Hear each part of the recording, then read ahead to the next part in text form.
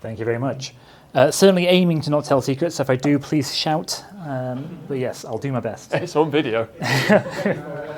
We can bleep that out afterwards, it's fine. I've changed the title of my slide, it's my prerogative, it's my talk. I've gone for You and Hugh's Data, Lessons in Remote SecDevOps. So you know that I don't write MLOps there, and the reason is because I wanted to include secure, and I wasn't sure if MLOps thing was a thing, and I didn't Google it, so I should probably find out. But what do I mean by remote SecDevOps? So secure, we're working in high security environments, we have to ensure that everything works and is secure and does what it said it should do. DevOps, you all know that already. And remote, so I am a remote worker, have been since COVID basically, so 5 years ago this week, which has absolutely flown by. So sec, in the secure sense of the word, and remote don't really tie up, because my home office is not secure. My children walk into there all the time and annoy me. You know, I love them very much, but when I'm trying to work and I'm having a phone call with someone interesting, I don't really want them there. So how do we actually achieve remote SecDevOps or remote MLOps? So I'll go into that in a second. Very quick blurb on who we are. I am the co-founder of Origami Labs. We are a micro SME, 2.5 years old now, 7 employees. We primarily operate in defense and security, and I'm going to be honest, we don't really do MLOps. We tend to work in TRL 2 to 6. So TRL, for those unaware, is technology readiness levels.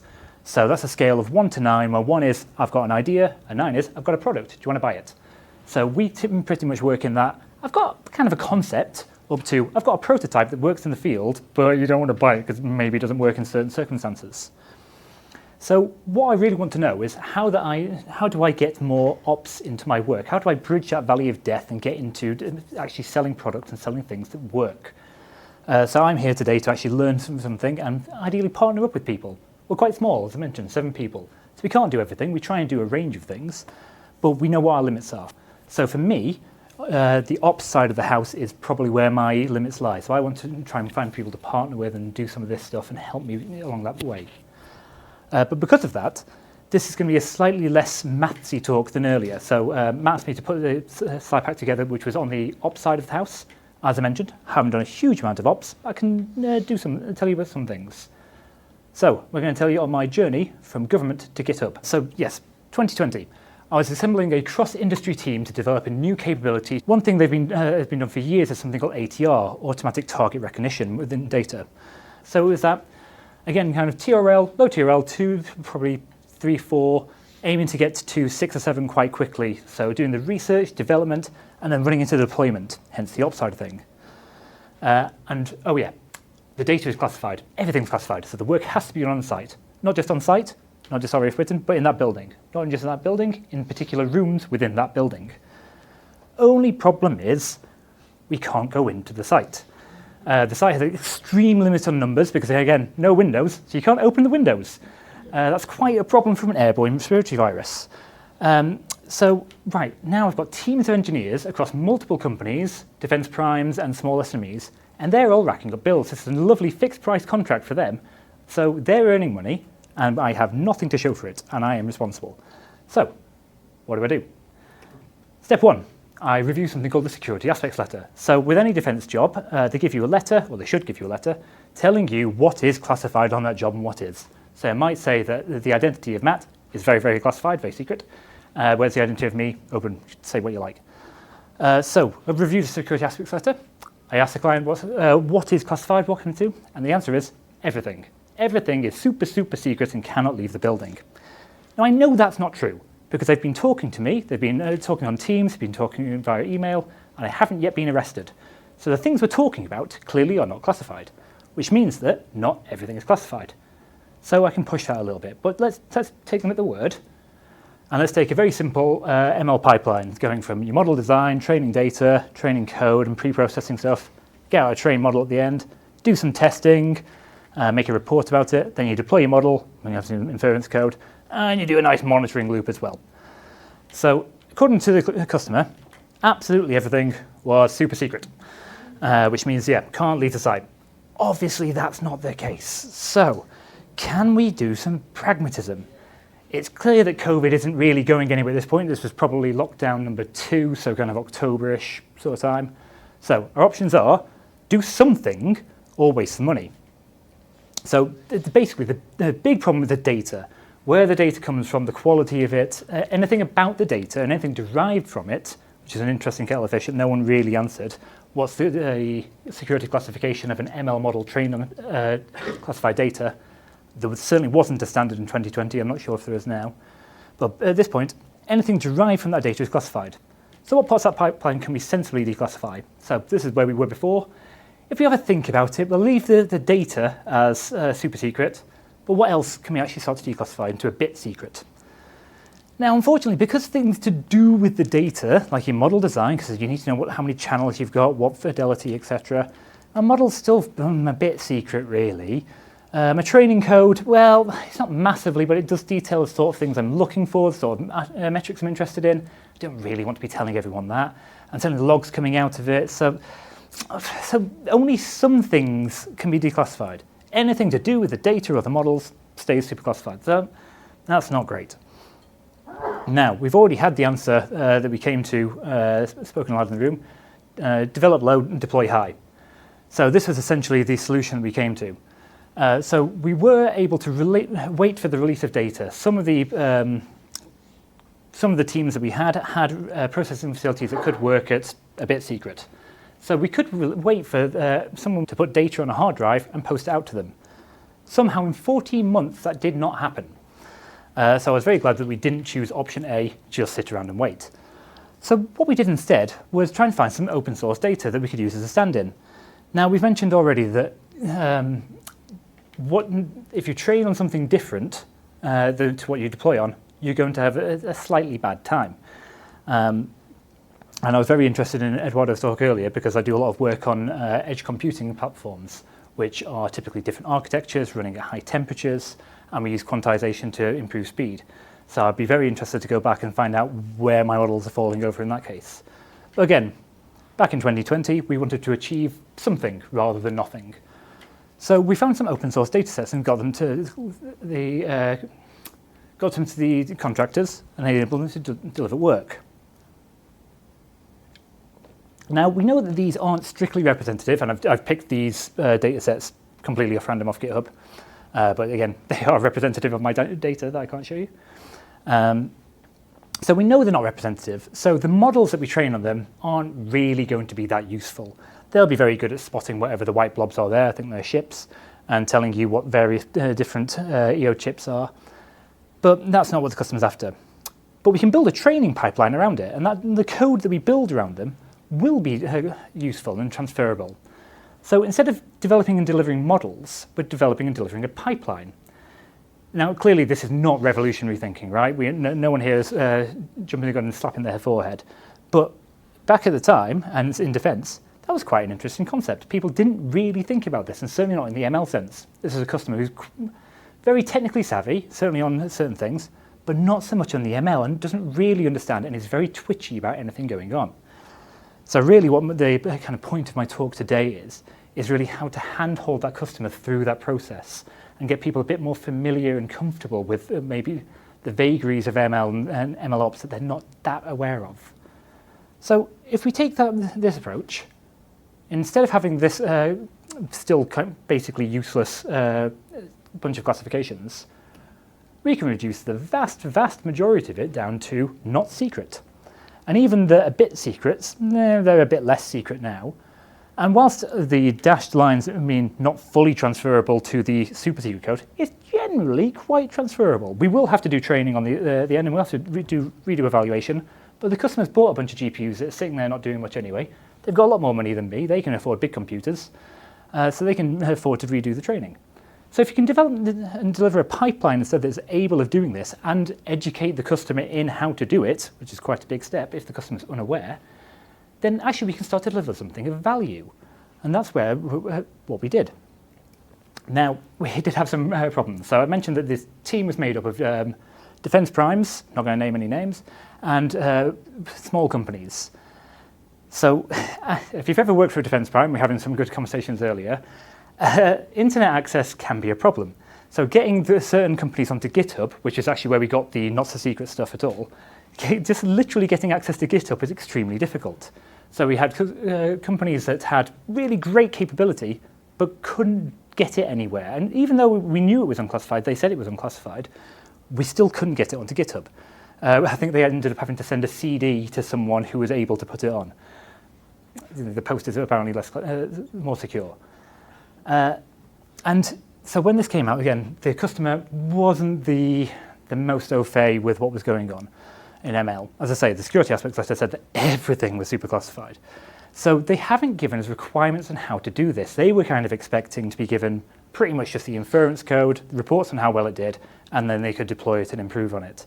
So they weren't thinking in a kind of an MLOps way, which made life difficult. We had to begin to educate them and ourselves along the process.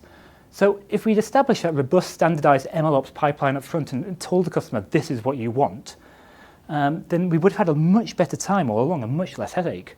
So that small company that I mentioned, they completely outshone the rest of the companies involved, the big defense primes with all the money, all the experience, because they had thought of this. They were building Docker images and building the training on the fly, so they could already just run away and deploy easy. So we ended up using their approach to educate the big primes on what they should be doing. So what you should do really is to use this to your advantage. So if you come from a small company or someone who can be a bit more agile than the big elephants in the room, then you can be much, much better. And I realise that this is 2025 now, we are 5 years later, defence is still very slow moving. So yes, please do use this to advantage and be agile, help the customer understand what you should be delivering, what they should be asking for, not just saying, yeah, I can train you a model, there you go. And I am very aware of the irony in me saying that you should use this as advantage because I don't do MLOps, but I at least know that I should be doing MLOps and I can talk to people who do know how to do it. So, as I mentioned, this is not an isolated incident. The talk at the beginning where you mentioned you having 30 terabytes of data, I have never had that problem. I've always had the exact opposite. I have the empty box. I've been having to think quite hard on how to prompt Dolly to give me various origami pictures, but just quite nice origami. It's never possible to fold, but it does work. So yes, not having access to data is a very common problem. So in the last few years, as Origami Labs, we've worked in things like sonar, intelligence, surveillance, and reconnaissance, separate surveillance as well, risk assessment, and when we never have any data. So you have to think about how to work with this. You have to be pragmatic with the customer. You have to be prepared to not have any data, to talk to them and educate them and inform them what they should be doing, and be persuasive, really begin to help them understand what they should be doing, even if it costs a bit more or isn't quite what they expected. So what can you do then? So basically what I'm saying is the best thing to do is to have access to your own data sets a lot of the time that you can use to fill the gaps, certainly in a defense context, which is what I know. So I've written 3 BPs there, so I thought I'd add another one, which is, can you be peculiar? Oh, that's really, oh, I do not know why that image faded in. It was a video, but the video didn't work. Ah, very strange. Can we generate our own surrogate data? You've probably all heard of synthetic data generation, right? And one experience I've found is that computer vision engineers, which I class myself as, have very little concept of 3D modeling. It seems to be quite a divide. I think in nice 2D pictures, RGB arrays, that's very comforting for me. Blender and the likes of Unreal, I just do not understand. And it seems to be a common theme across lots of computer vision engineers. So while synthetic data is technically something I should be familiar with, it's quite hard to get right. So what if instead of actually just using synthetic models, which have various problems, if I've got access to sensors, so let's say an RGB imager, and a representative target, can I make my own data of some interest? And really, this is just a justification of why I've bought a bunch of tank models. It's not just the onset of middle age. I do think I can get something out of them. So I bought. So I've got this little T72 here, which is a much cheaper version than an actual T72. There's only 5 of those in the UK, so I don't know where the prices start. Put it on a little turntable and a light box, and put some little Lego fiduciary markers around it. Took a short video and generated a nerf out of it.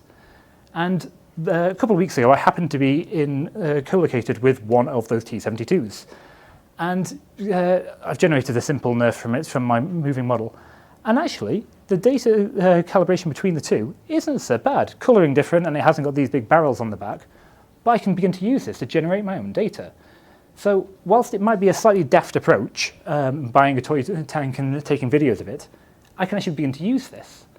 So again, you don't need to have buckets of money, buckets of GPUs, and access to all the wonderful things to generate data and be different and stand out. You can just do silly little things sometimes that might not seem revolutionary to you, but can give you an advantage over someone else, and just really try and think slightly differently and show different capability. Slight tangent to where I started, but that's where I'm going to end. Again, it's just to justify me buying some tanks, really. So, thank you very much.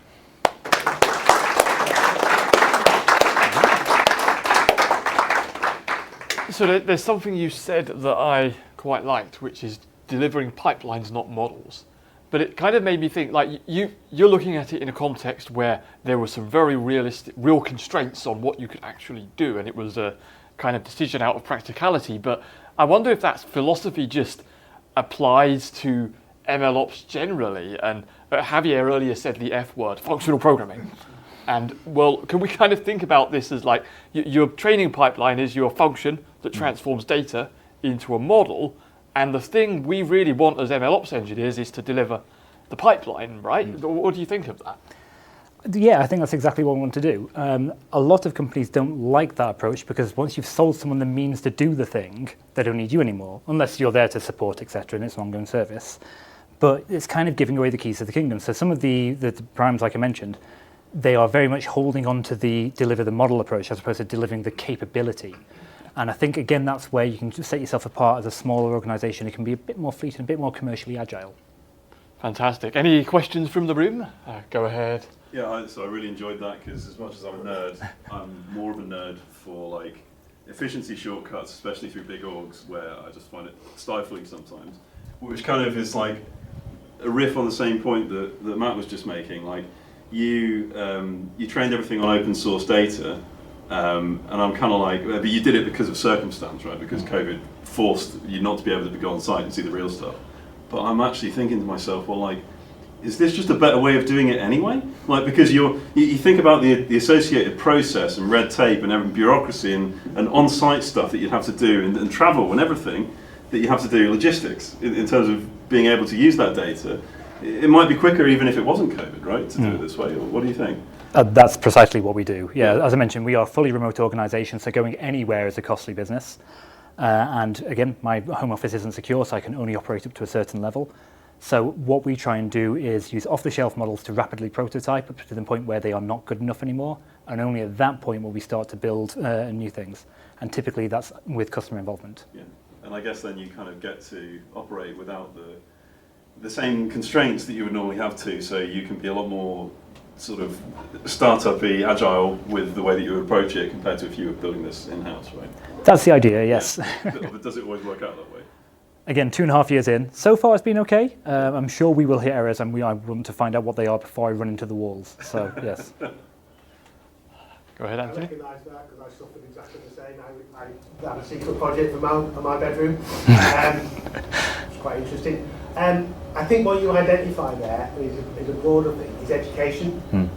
How do we educate, particularly the sensitive thing? Because we've always worked that way, COVID then suddenly made, we're spending this money, we've got to do it differently.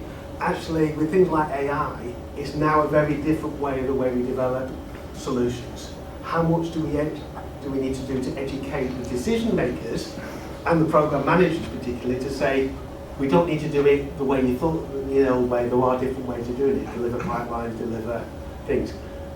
And the second thing is, having done lots of things in things where I haven't got the real data, synthetic data, there's a real danger of the synthetic data. You think your model's perfect, you go and put it in the real world, and the real world's very noisy, and things don't work. So there's two things there, education and there's quality of data. So I think education's always been a big thing. Either you're selling and you're lying, or you're trying to educate and tell the truth, basically, the way I see it. Sales is always a bit of a lie, and the degree to which it's a lie depends on your salesman. We try and do the education approach. So back when I started doing computer vision, we called it image processing and signal processing. That became computer vision, that became machine learning, that became AI, then AI became ChatGPT. And you're constantly trying to educate the customer what that means. So I've never liked saying AI. As far as I'm concerned, AI is walking robots and in very cool systems. Drawing boxes around cars and tanks is not AI. It's applied statistics, which is really cool still, same as ChatGPT, really cool. It's not AI, in my term.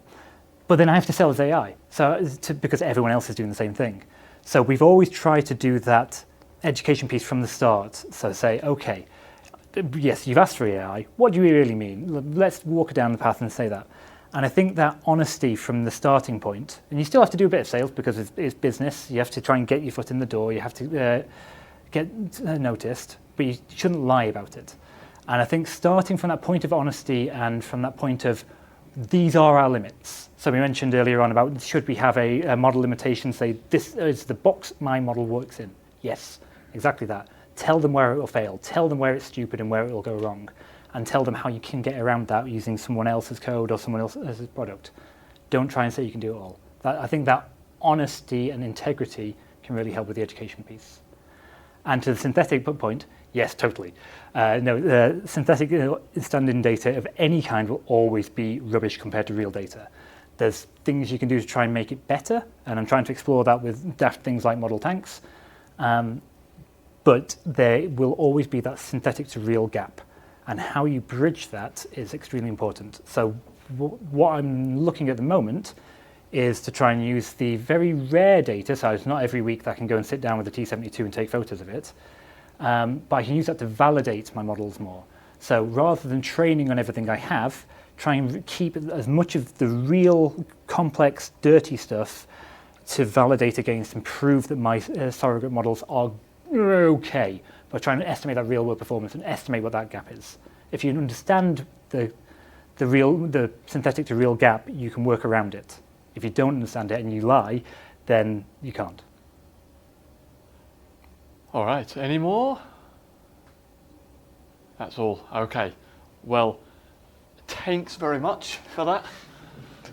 I'm sorry, it was right there. We can all go home now, I think. There you go. Yeah, I just, one more round of applause as well for Thom.